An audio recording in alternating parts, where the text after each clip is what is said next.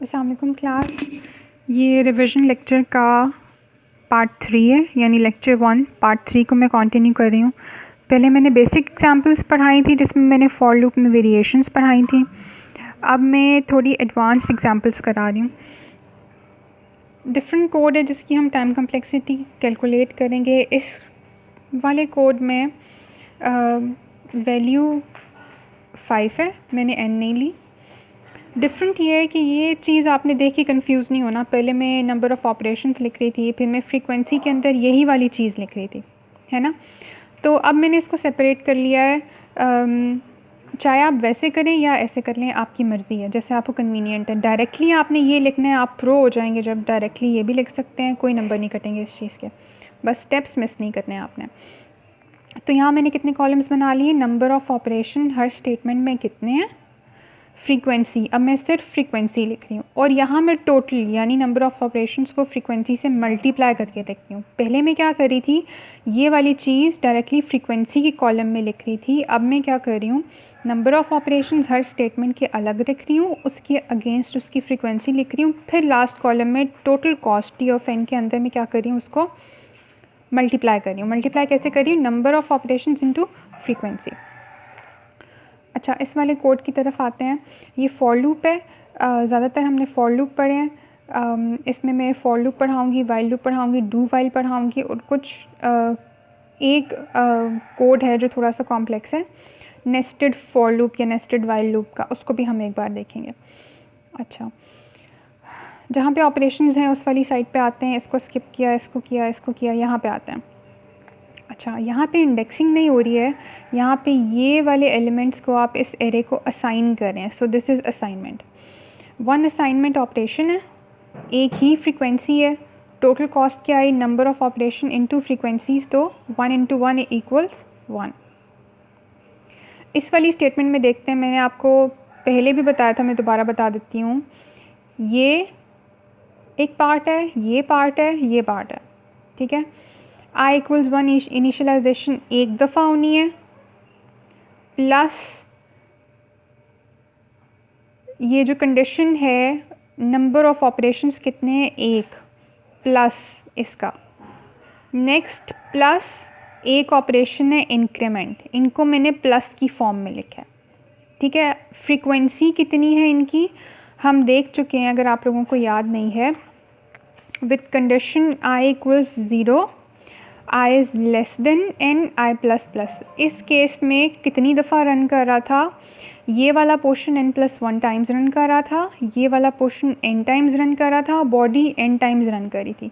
तो अब क्या हुआ, जो मैं एम्फेसिस करी थी कि ये वाले पोर्शंस आपके आगे भी यूज़ होंगे, इसलिए आपने जनरलाइज करके याद कर लेना है इसको, ठीक है। तो ये कितनी दफ़ा होगा, ये वाला पोर्शन एक दफ़ा हुआ। देखो, ये इंक्रीमेंट का था, सॉरी ये इनिशियलाइजेशन का था। इसकी फ्रीक्वेंसी कितनी है, इसकी फ्रीक्वेंसी को आप मल्टीप्लाई करोगे इसके साथ। फ्रीक्वेंसीज़ को मैंने कॉमा के साथ लिखा है, ये मैंने प्लस के साथ लिखा है, ठीक है। यानी इसकी फ्रीक्वेंसी क्या बनी, इसकी फ्रीक्वेंसी क्या बनी 6 n+1 टाइम्स। इसकी फ्रीक्वेंसी क्या बनी 5। कैलकुलेट में कैसे कर रही हूँ, इस इनिशियलाइजेशन को मल्टीप्लाई कर रही हूँ इसकी फ्रीक्वेंसी के साथ 1 इंटू 1, प्लस इस कंडीशन को यानी नंबर ऑफ़ ऑपरेशन जो एक है उसको मैं मल्टीप्लाई कर रही हूँ उसकी फ्रीक्वेंसी के साथ, दैट इज़ 6 n+1, जो कि मैंने लिखा है प्लस 1 इंटू 6। अब ये देखो, ये 1 कहाँ से आया, नंबर ऑफ़ ऑपरेशंस कितने हैं इंक्रीमेंट के 1, कितनी दफ़ा एग्जीक्यूट होगा n टाइम्स, n कितना है 5, यानी 5, 1 इंटू 5। ये कैसे, मैं दोबारा बताती हूँ, 1 into 1 plus 1 into 6 plus 1 into 5। I hope it's clear, ठीक है। डायरेक्ट लिखना है, ऐसे करके डायरेक्ट लिख दो, कैलकुलेट करना आना चाहिए। यहाँ पर आ जाओ, सी आउट, इस वाली कंडीशन में अब हमारी बॉडी कितनी दफ़ा एग्जीक्यूट करी थी n टाइम्स, लेकिन यहाँ अब देखो कितने ऑपरेशंस हैं, 2 ऑपरेशंस हैं। इसको आप एक ऑपरेशन भी ले सकते हो। एक ऑपरेशन किस तरह से, सी आउट को एक ही ऑपरेशन कंसिडर कर लो, एक भी ले सकते हो, ठीक है। लेकिन यहाँ मैंने 2 ले लिए हैं, सी आउट भी हो रहा है और उसको किसको सी आउट कर रहा है, वो बेसिकली इंडेक्स करके सी आउट कर रहा है। ठीक है, मैं फिर एम्फेसिस कर रही हूँ कि यहाँ मैंने दो ऑपरेशंस लिए हैं, कुछ आगे एग्जांपल्स हैं जिनमें मैंने कहा है कि अंदर कॉम्प्लिकेशन में क्या प्रिंट कर रहा है, मल्टीप्लाई कर रहा है, उसमें जाने की ज़रूरत नहीं है, आप सी आउट को एक ऑपरेशन भी ले सकते हो। तो इसकी गलती मैं नहीं काटूंगी, बाकी जगह अगर आपने कोई चीज़ मिस की है तो उसकी गलती होगी। तो एक मैंने लिया इंडेक्सिंग का और एक मैंने लिया सी आउट का, यानी 1 + 1। अच्छा, बॉडी ने चलना है 5 टाइम्स, यानी ये 5 दफ़ा इंडेक्सिंग भी करेगा और 5 दफ़ा प्रिंट भी करेगा। सो 1 × 1 + 1 × 5। अच्छा, रिटर्न चूँकि लूप के बाहर है इसलिए 1 दफ़ा और फ्रीक्वेंसी इसकी 1 है तो 1 × 1 टाइम्स। चूँकि ये n तो है नहीं आपके पास, अब सिंपल यूनिट्स आएंगे T(n) और इसकी आ जाएगी 24। अच्छा, एक चीज़ जो मुझे स्टार्ट में बतानी चाहिए थी जो मैंने मिस कर दी, cout, cin, printf, scanf they will also take 1 unit of time. बीच में कंसिडर करना है, कंसिडर कर लो। सी आउट को पूरा एक ऑपरेशन लेना है, एक ऑपरेशन ले लो। यहाँ मैंने कंसिडर किया है, नेक्स्ट वाली एग्जाम्पल्स में मैंने नहीं किया। इस चीज़ से कोई नंबर नहीं कटेंगे आपके। अच्छा, सेकंड पे चलते हैं। Second example is while loop. ठीक है, वाइल लूप में हम क्या कर रहे हैं, int number is equal to 1, कितनी frequency, sorry number of operations कितने, असाइनमेंट 1, फ्रीक्वेंसी कितनी 1, 1 × 1 = 1। While number is less than equal to 10। अच्छा, अब ये कौन सा वाला बन जाता है, ये पार्ट बी बन जाता है, ये वाला जिसमें हम क्या कह रहे थे, अगर इनिशियलाइजेशन 1 है और अपर बॉडी इसको अपर लिमिट में 10 कह रही थी, तो हमारे पास कितनी दफ़ा हो जाएगा, हमारी कंडीशन एग्जीक्यूट करेगी 6 टाइम यानी n+1 टाइम्स, इंक्रीमेंट 5 यानी n टाइम्स और बॉडी n टाइम्स। तो इसी चीज़ को मैं लेके चलती हूँ कि while number is less than equal to 10, operation कितने हैं 1, फ्रीक्वेंसी कितनी है 11, n+1 टाइम्स। ठीक है, तो n+1 टाइम्स यानी 10 है तो 11 हो जाएगा, तो इसकी फ्रीक्वेंसी टोटल कॉस्ट कितनी बचाएंगी 1 × 11। printf, ठीक है, इसको मैंने अब ये देखो मैंने कहा था printf, scanf, cout, cin they will take 1 unit of time. तो मैंने अब इसको एज अ होल 1 यूनिट लिए और ये कितनी दफ़ा एग्जीक्यूट होगा n टाइम्स। मुझे कैसे पता चला n टाइम्स, देखो बॉडी कितनी दफ़ा एग्जीक्यूट होगी n times with the same initialisation value and condition, तब आप ले सकते हो वरना चेंज होगा। अच्छा, printf को मैंने एक दफ़ा लिया, कितनी दफ़ा बॉडी एग्जीक्यूट होगी 10 टाइम्स, फ्रीक्वेंसी क्या है 1 × 10 = 10। इसी तरह से ये भी है। ठीक है, ये भी चूँकि बॉडी में है तो ये 10 दफ़ा एग्जीक्यूट होगा, 1 × 10 10। रिटर्न चूँकि लूप के बाहर है तो ये 1 × 1 = 1। और इस जो जब पूरा अब इस पूरे कॉलम को आपने ऐड करना होता है तो 1 + 11 + 10 + 10 + 1, तो ये बन जाता है 33 यूनिट्स। आप लोगों ने देखा होगा जहाँ मैं लिख रही थी n के साथ लिख रही थी, ये वाली चीज़ जहाँ मैं n के साथ लिख रही थी वहाँ मैं यूनिट्स नहीं लिख रही, यूनिट्स लिखने हैं तो लिख दो। यहाँ मैं बेसिकली यूनिट साथ लिख रही थी जो मैंने यहाँ पे लिखे हैं। ठीक है, और यहाँ मैंने एक चीज़ लिखी है स्टार लगा के, ये स्टार जहाँ भी है आप मैंने कोई नोट लिखा होगा, आपने कोई नोट देखना है साथ।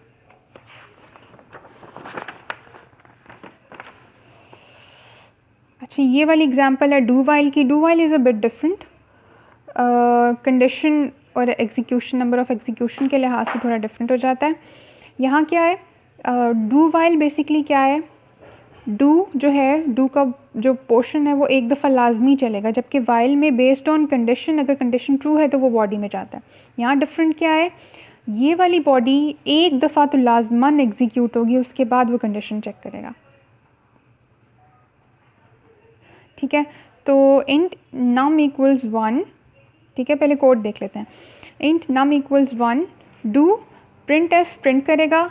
यहाँ मैंने इस चीज़ को ना मिस किया, मिस से मुराद है मैंने ख़ुद छोड़ा है कि मैं इसकी कैलकुलेट इसको कॉस्ट नहीं ले रही, यानी प्रिंट भी कर रहा है मल्टीप्लाई भी कर रहा है, इसको मैंने 1 कॉस्ट लिया है यहाँ पे। अच्छा, प्रिंट कर रहा है, ये इंक्रीमेंट कर रहा है, उसके बाद चेक कर रहा है, ठीक है।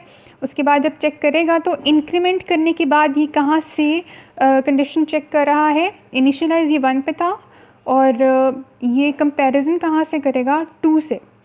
1 प्रिंट कर रहे हो आप, नंबर इंक्रीमेंट हुआ है यानी 2 हुआ है। अब ये कंडीशन वाइल क्या चेक करेगा, 2 is less than equal to 10, वो 1 से चेक नहीं कर रहा, ठीक है। तो जितने नंबर ऑफ़ टाइम्स हमारी इन कंडीशंस के साथ पहले एग्जीक्यूट हो रहा था, कंडीशन हमारी 1 लेस टाइम एग्जीक्यूट होती है। ये चीज़ मैंने ड्राई रन की हुई है, यहाँ पे दिखाती हूँ, देखो int num equals 1, printf 2 into 2 star 2 multiplied by number increment और while number is less than equal to 10। ये देखो do यानी वो एक दफ़ा बॉडी चल रही है, उसके बाद जब वो कंडीशन चेक करेगा तो इंक्रीमेंट करने के बाद करेगा, तो देखो यहाँ आता है 2 is less than equal to 10, फिर वो बॉडी चलेगी, फिर इंक्रीमेंट होगा तो 3 चेक करेगा, फिर बॉडी चलेगी, फिर इंक्रीमेंट होगा। तो इस तरह जब आप पूरा इसको ड्राई रन करके काउंट करोगे ना तो कंडीशन 10 है, इट्स नॉट 11। क्यों 11 क्यों नहीं है, क्योंकि उसने क्या 1 लेस देन इक्वल टू 10 है ये चेक नहीं किया। क्यों नहीं किया कि आपने इनिशियलाइज 1 से किया था, बॉडी में आपके इंक्रीमेंट हुआ है और आपने जब कंडीशन चेक की तो उसने कंडीशन चेक करना स्टार्ट ही is 2 is less than equal to 10 और नॉट से करना स्टार्ट किया, ठीक है। इसको आप काउंट करोगे तो बॉडी भी 10 दफ़ा एग्जीक्यूट होती है और कंडीशन भी 10 दफ़ा एग्जीक्यूट होती है। अच्छा, number of operation 1, frequency 1 into 1, print F इसका मैंने नोट लिखा हुआ है, इसको पढ़ लेते हैं। Take the print operation as a whole that takes 1 unit of time. मैंने यहाँ पे स्किप किया, मैंने कैलकुलेट नहीं किया, आपने करना है तो आप कर लो, मैं कहीं किया है कहीं नहीं किया, एज अ होल भी ले सकते हो, इस चीज़ के नंबर नहीं कटेंगे, मैं फिर बता रही हूँ। अच्छा, प्रिंट 1 चूँकि बॉडी में है तो कितनी दफ़ा चल रहा है, 10 टाइम्स, टोटल कॉस्ट क्या आती है 1 इंटू 10। ये भी बॉडी में है, that means number of operations कितने हैं 1, कितनी दफ़ा चलेगा, चूँकि बॉडी में है तो 10 टाइम्स चल रहा है और 1 इंटू 10 इक्वल्स 10। कंडीशन कितनी दफ़ा चेक हो रही है, 10 टाइम्स, 1 इंटू 10, 1 इंटू 10 इक्वल्स 0। यहाँ देखो मैंने इसके साथ इस वाले ट्रायंगल के साथ नोट लिखा हुआ है, because the condition 1 less than equal to 10 is not executed, the check starts from is 2 is less than equal to 10। अब आप इसको ड्राई रन करें, ये जैसे मैंने ड्राई रन करके दिखाया था ना, करके तो नहीं, खैर लिखा हुआ दिखाया आपको। अच्छा, इसी तरह से रिटर्न चूँकि लूप के बाहर है तो आप क्या कर रहे हो, 1 इंटू 1 इक्वल्स 1। ये आप इस पूरे कॉलम को आप टोटल करोगे तो आपके पास आता है 32 यूनिट्स। इसको ना आपने एक दफ़ा ड्राई रन करके देखना, सही है। मैं कोशिश करती हूँ मैं आपको ना एक बार करके दिखा दूँ। ये देखो नंबर 1 था हमारे पास, इनिशियलाइजेशन 1 है, एक दफ़ा तो इसने चलना ही चलना है, इसलिए मैंने कहा टिक लगाते जाते हैं, इसलिए मैंने कहा बॉडी एक दफ़ा चलेगी। इसके बाद कंडीशन चेक होती है, कंडीशन इंक्रीमेंट के बाद चेक हो रही है, 1 ये हुआ, इंक्रीमेंट हुआ और वाइल पे आएगा, कंडीशन पे आएगा। जब ये वाइल पे आ चुका होगा तो इंक्रीमेंट हो चुका होगा, ठीक है। ये ट्रू है तो ये दोबारा बॉडी चलेगी, ठीक है।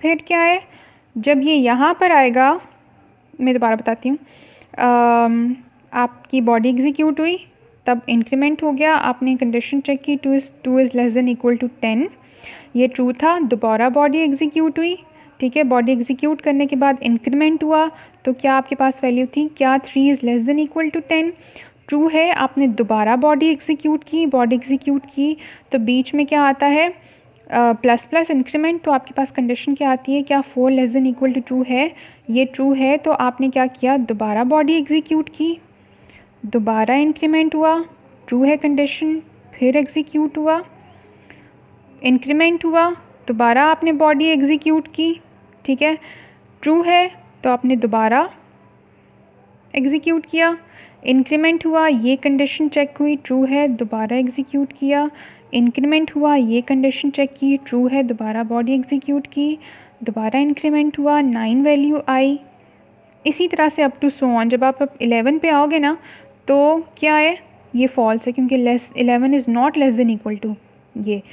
तो हमने कितनी दफ़ा एग्जीक्यूट किया, 1 2 3 4 5 6 7 8 9 10, वही वाला 10 जो हमारा ये वाला 10 है, यानी n। इसको कैलकुलेट करते हैं, 1 2 3 4 5 6 7 8 9 10। इसको 11 होना चाहिए था ना, जिस तरह से हमने फॉर लूप में किया है, लेकिन नहीं है क्योंकि 1 से स्टार्ट नहीं हुआ, 2 से स्टार्ट हुआ है, क्योंकि बीच में क्या आ गया था, इंक्रीमेंट आ गया था।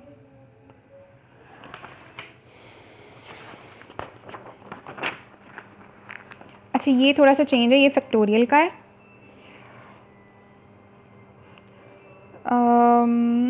फैक्टोरियल कैलकुलेट करने का पूरा कोड है।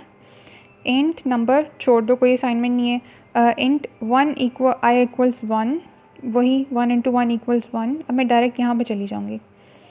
इंट फैक्टोरियल इक्वल्स 1, 1 इंटू 1, सी आउट 1, 1 इंटू 1 इक्वल्स 1, यानी सी आउट एक ऑपरेशन है, कितनी दफ़ा परफॉर्मर है, एक दफ़ा, तो 1 इंटू 1 इक्वल्स 1।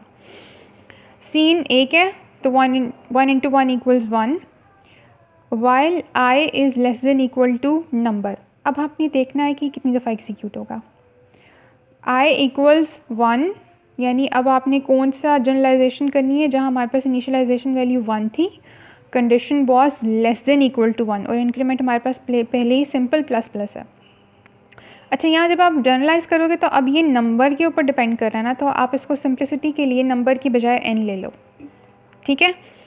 तो जब हमारे पास i इक्वल्स 1 था और less than equal to number था या n था, तो हमारे पास कितनी बार एग्जीक्यूट हो रहा था, देखो ये वाली कंडीशन है, i equals 1 less than equal to number less than equal to n, कितनी बार एग्जीक्यूट होगा, condition n plus 1 times, increment 5, body 5, यानी n टाइम्स। इसी वाली जनरलाइजेशन को मैं कंटिन्यू करती हूँ, यानी यहाँ पे कंडीशन कितनी है, 1, कितनी बार चलेगा, n प्लस 1 टाइम्स। इसी तरह से क्या हो जाता है, n plus 1 into 1, n plus 1। Body है, बॉडी कितनी दफ़ा चलनी चाहिए, n टाइम्स। अब ये देखो, this is a bit different, शायद आप लोगों ने देखा, फैक्टोरियल स्टार या मल्टीप्लाई इक्वल्स आई का मतलब होता है फैक्टोरियल में आप वैल्यू सेव कर रहे हो फैक्टोरियल इनटू आई की। तो बेसिकली यहाँ पे दो ऑपरेशन है, एक ये ऑपरेशन है, एक ये ऑपरेशन है। तो 2, चूँकि ये बॉडी में तो कितनी दफ़ा एग्जीक्यूट करना चाहिए, n टाइम्स, और इसकी टोटल कॉस्ट क्या बन जाती है, number of operations into their frequency, 2n। इसी तरह से ये कितने ऑपरेशंस हैं, 1, कितनी बार एग्जीक्यूट होगा, n टाइम्स, तो ये this is n into 1 equals n। अब सी आउट को मैंने डायरेक्टली एक ही ऑपरेशन लिया है, ठीक है, 1 इंटू 1 इक्वल्स 1, रिटर्न इज़ 1, तो 1। अब ये वाला जो n है, बेसिकली ये वाला नंबर है जिसको मैंने सिंप्लिसिटी के लिए n लिख दिया था। सो ये आपके पास टाइम कॉम्प्लेक्सिटी क्या आती है, 4n plus 7।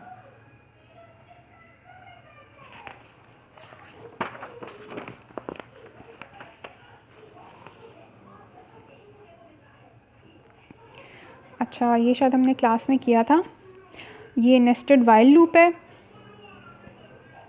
i equals 1, 1 into 1, total cost, sum 0, 1 into 1, while i is less than equal to n। हमारे पास इनिशियलाइजेशन क्या है, 1, कंडीशन क्या है, लेस देन इक्वल टू, यानी कितनी दफ़ा चलेगा ये, n प्लस 1 टाइम्स। बॉडी कितनी दफ़ा चलेगी, n।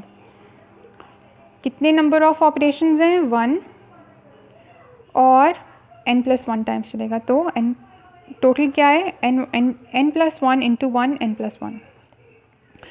अब ये जो है वो इसकी बॉडी के अंदर है, ठीक है। तो ये कितनी दफ़ा चलेगा, n times, n into 1 n times. While j is less than equal to n, पहली तो बात है कि ये वाला पोर्शन इसकी बॉडी में है, इसने ख़ुद कितनी दफ़ा चलना है, n+1 टाइम्स, ख़ुद इसने n+1 टाइम्स चलना है, लेकिन ये वाला पोर्शन इसकी बॉडी में है तो ये इसकी लूप की वजह से कितनी दफ़ा चलेगा, n टाइम्स अपने, यानी ये देखो ये कितनी दफ़ा चलेगा, n+1 टाइम्स कंडीशन चेक हो रही है, फिर इसने दोबारा ऊपर कंडीशन चेक करके इसकी बॉडी की वजह से दोबारा n टाइम्स चलना है, ठीक है। तो ये 1 इस कंडीशन का है, यानी नंबर ऑफ़ ऑपरेशन, और n इंटू n+1 टाइम्स, तो ये क्या है, n² + 1। ये चीज़ इसकी बॉडी में है तो ये कितनी दफ़ा चलेगी, n टाइम्स, लेकिन ये वाला, ये पूरा लूप इसकी बॉडी में था जिसने n टाइम्स चलना है, तो ये कितनी दफ़ा चलेगा, n और टाइम्स। तो नंबर ऑफ़ ऑपरेशंस कितने हैं, 2 प्लस और equals 2 into n times. n times कैसे, ये वाला पोर्शन इसकी वजह से n टाइम्स चल रहा है और इस पूरे पोर्शन ने इसकी बॉडी में होने की वजह से n टाइम्स और चलना है, तो n टाइम्स 2n²। इसी तरह से ये वाली चीज़ इसकी बॉडी में n टाइम्स चलेगी, ये पूरा इसकी बॉडी में है तो n टाइम्स चलेगा। तो 2 कहाँ से आया, दो ऑपरेशंस हैं, 2 इंटू n², 2n²। ये चीज़ बिल्कुल ही लूप से सॉरी इस वाले लूप के बाहर है और इस वाले लूप के अंदर है, ठीक है। ये देखो ये चीज़ यहाँ क्लोज़ हो रही है, तो 2 ऑपरेशंस हैं, इस लूप के अंदर है तो सिर्फ n टाइम्स चलेगा, और दिस इज़ 2n। इस पूरे को आप कैलकुलेट करोगे तो टोटल आपके पास क्या आ जाती है, t(n), यानी सॉरी टोटल आपके पास टाइम कॉम्प्लेक्सिटी आ जाती है, so it's 5n² + 5n + 3।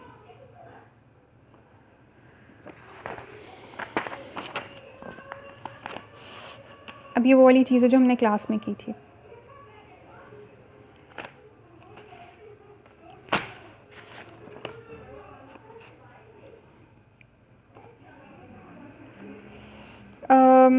i = 1 to n, इसमें आप लोगों ने ना इसमें ये नहीं कहना कि मैडम हमें इसी सिंटेक्स में दें, मैंने चूँकि ये पढ़ा दिया तो मैं इस सिंटेक्स में भी दे सकती हूँ, इसमें भी दे सकती हूँ। अब आपने ये छोड़ना तो आपकी मर्ज़ी, आएगा ज़रूर फिर।